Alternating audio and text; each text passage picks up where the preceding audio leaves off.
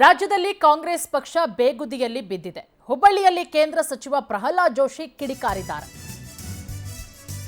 ರಾಜ್ಯದಲ್ಲಿ ಕಾಂಗ್ರೆಸ್ ಪಕ್ಷ ಬೇಗುದಿಯಲ್ಲಿ ಬಿದ್ದಿದೆ. ಹುಬ್ಬಳ್ಳಿಯಲ್ಲಿ ಕೇಂದ್ರ ಸಚಿವ ಪ್ರಹ್ಲಾದ್ ಜೋಶಿ ಕಿಡಿಕಾರಿದ್ದಾರೆ. ಒಳಜಗಳದಿಂದ ಅನೇಕ ರೀತಿಯ ಹಗರಣ ನಡೀತಾ ಇದೆ. ಹಗರಣದಿಂದ ಸರ್ಕಾರಕ್ಕೆ ಕಂಟ್ರೋಲ್ಗೆ ಸಿಗ್ತಿಲ್ಲ. ಕಾಂಗ್ರೆಸ್ ಪಕ್ಷ ಯಾವತ್ತೂ ಕೂಡ ದಲಿತರ ಪರವಾಗಿಲ್ಲ.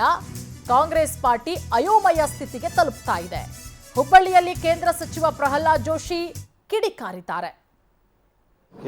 ಕಾಂಗ್ರೆಸ್ ಪಾರ್ಟಿಯೊಳಗ ಅಧಿಕಾರದಲ್ಲಿರುವಂತಹ ಪಾರ್ಟಿ ಬೇಗುದಿಯಲ್ಲಿ ಬಿದ್ದಿರುವುದರಿಂದ ಒಳ ಹೊಡೆತಗಳು ಜಾಸ್ತಿ ಆಗ್ತಾ ಇರೋದ್ರಿಂದ ಆಡಳಿತದ ಮೇಲೆ ಬಹಳ ದುಷ್ಪರಿಣಾಮವನ್ನು ಬೀರ್ತಾ ಇದೆ.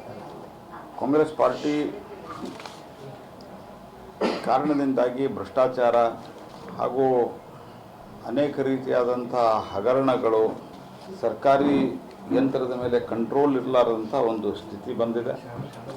KSRTC ಎಲ್ಲ ಅಂಗಸಂಸ್ಥೆಗಳು NWKRTC ಬಂದು NEKSRTC ಎಲ್ಲವೂ ಬಾಗಿಲು ಮುಚ್ಚುವ ಹಂತಕ್ಕೆ ಬಂದಿದ್ದ.